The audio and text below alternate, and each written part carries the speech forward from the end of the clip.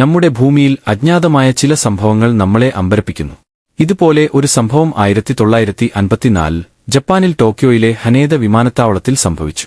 ഒരു ആൺകുട്ടി വിമാനത്തിൽ ഇറങ്ങി, സാധാരണ യാത്രക്കാരനെ പോലെ. പക്ഷേ അവൻ കൈവശം കരുതിയ പാസ്പോർട്ടും രേഖകളും എല്ലാവരെയും ഞെട്ടിച്ചു.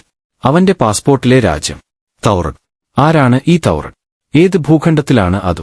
ജപ്പാൻ അതോറിറ്റികൾ അത് കണ്ടപ്പോൾ ഉറച്ചതേ. ആ രാജ്യം ഭൂമിയിലെ ഒരു മാപ്പിലും ഇല്ല. പക്ഷേ ആ മനുഷ്യൻ ഉറപ്പായി പറഞ്ഞു, ഞാൻ തൗറഡ് രാജ്യത്തിൽ നിന്ന് വന്നതാണ്. യൂറോപ്പിലാണത്. 1000 വർഷത്തെ ചരിത്രമുള്ള രാജ്യം. അവൻ പാസ്പോർട്ട്, ബാങ്ക് രേഖകൾ, ഡ്രൈവിംഗ് ലൈസൻസ് എല്ലാം ഒറിജിനൽ ആയിരുന്നു. അവൻ നേരത്തെ നിരവധി തവണ ജപ്പാനിൽ വന്നിട്ടുണ്ട് എന്ന് രേഖകൾ വ്യക്തമാക്കുന്നു. എന്താണ് നടക്കുന്നത്?